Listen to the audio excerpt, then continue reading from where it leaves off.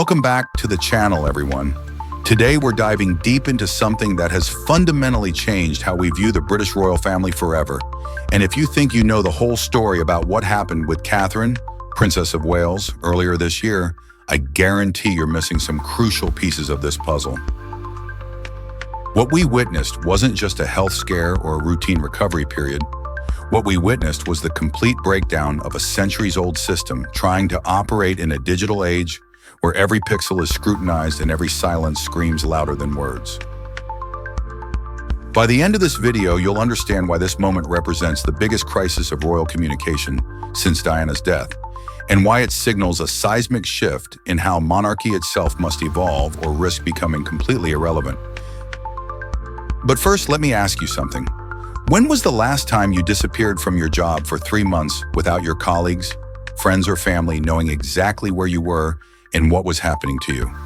For most of us, that's impossible. But for the future Queen of England, it became a masterclass in how not to handle modern public relations. Let's start with the facts, because the facts alone are more intriguing than any conspiracy theory. On January 17, 2024, Kensington Palace announced that Catherine had undergone planned abdominal surgery and would be recovering until after Easter. Sounds straightforward, right? But here's where it gets interesting. The announcement was remarkably vague for an institution that usually provides detailed medical bulletins. Compare this to when King Charles announced his enlarged prostate treatment just days later. They gave us specifics, timelines, even details about the procedure itself.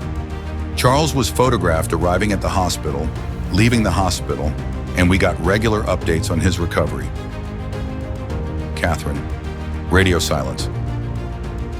Now, you might argue that she deserves privacy, and you'd be absolutely right. But here's the thing about modern monarchy that the palace seems to have forgotten. These aren't private citizens. They're funded by taxpayers, their schedules are public, and their role is inherently public-facing. When you take public money, you accept public scrutiny. That's been the unwritten contract for decades. The timeline becomes even more puzzling when you realize that Catherine had been increasingly visible and active in her royal duties leading up to January. She had major initiatives launching, patronages expecting her involvement, and a packed spring schedule that suddenly needed to be completely cleared.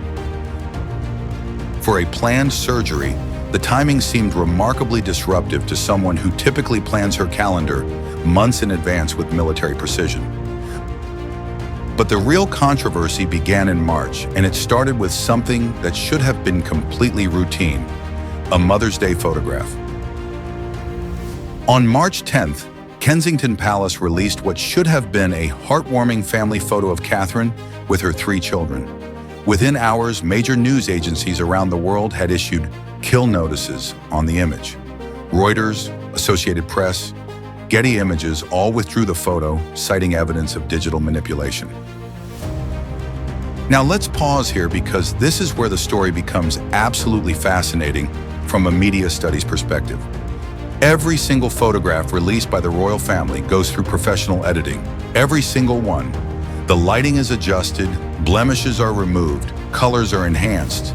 This is standard practice that everyone in the industry understands and accepts. So why did this particular image trigger such an unprecedented response from news agencies? Because the editing was so obvious, so clumsy, that it suggested something far more significant than routine touch-ups. Professional photo editors immediately began circulating annotated versions showing multiple inconsistencies. Charlotte's hand appeared to be missing parts. The alignment of patterns in clothing didn't match. There were clear signs that elements had been copied and pasted from different images entirely. This wasn't professional royal photography editing. This looked like someone had taken multiple photos and tried to create a composite image, possibly to create a picture that had never actually been taken as shown. The palace's response? Catherine herself released a statement apologizing for the confusion and admitting she had experimented with editing as an amateur photographer. This explanation raised more questions than it answered, because it suggested that either the future Queen of England was personally editing and releasing official royal photographs, or that someone was willing to throw her under the bus to explain away a significant communications failure. What happened next reveals just how unprepared the modern royal institution is for digital age transparency. Instead of addressing the growing speculation directly, the palace doubled down on silence. This is where we need to understand the fundamental shift that's happened in royal communications over the past decade. Previous generations of royals could rely on a compliant press that respected unspoken boundaries. There was an understanding that certain topics were off limits, certain questions wouldn't be asked, and certain silences would be respected. That world is dead, and social media killed it. Today, every royal watcher has a platform. Every inconsistency gets dissected by thousands of amateur investigators. Every official statement gets fact-checked in real time by people with no institutional loyalty to the monarchy. The palace's communication strategy was built for a world where they controlled the narrative through established media relationships.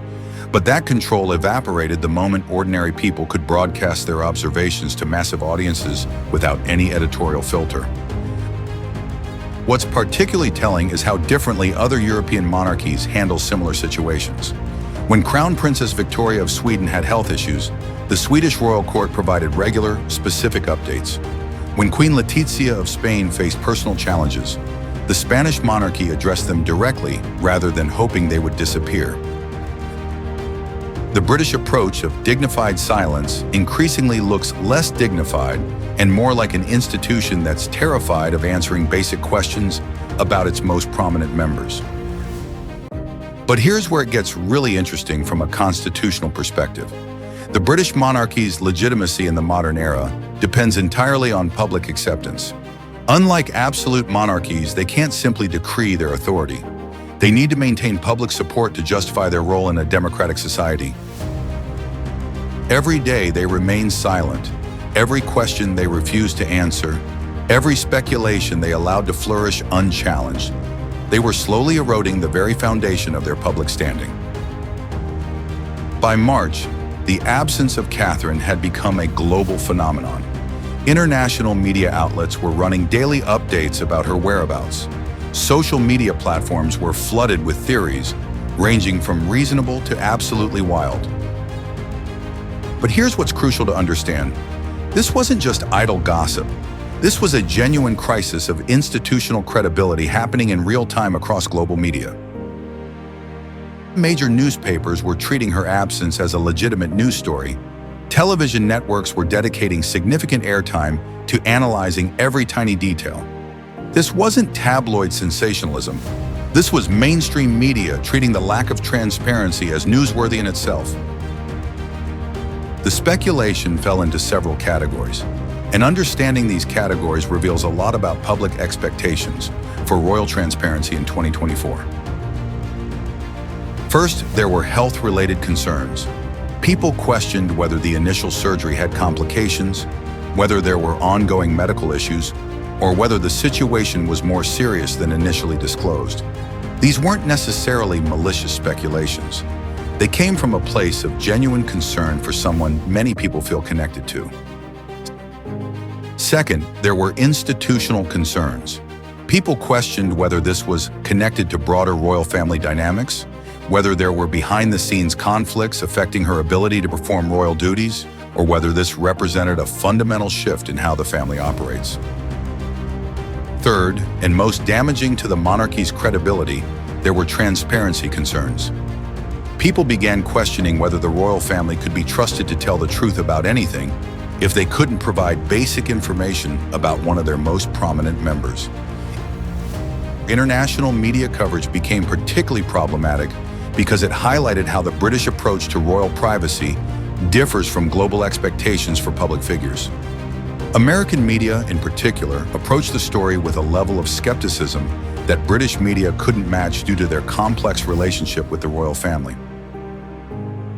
The result was a situation where international outlets were asking harder questions than domestic media, creating a perception that British journalism was being managed or constrained in ways that foreign media was not.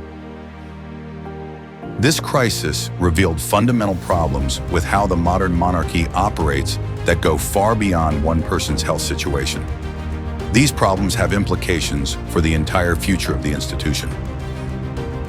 First, there's the question of decision-making authority. Who actually decides what information gets released about working royals? Is it the individuals themselves, their private offices, Buckingham Palace, or some combination? The inconsistent handling of different situations suggests there's no clear protocol, which creates opportunities for communication failures. Second, there's the digital age transparency problem. The monarchy's traditional approach to privacy and dignity increasingly conflicts with public expectations for openness and accountability. This isn't just about nosiness, it's about whether an institution funded by public money can justify operating with pre-digital age transparency standards. Third, there's the global media landscape challenge.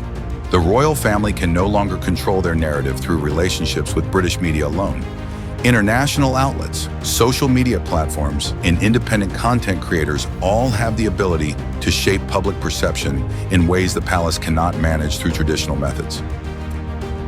Fourth, and perhaps most significantly, there's the succession planning crisis this revealed.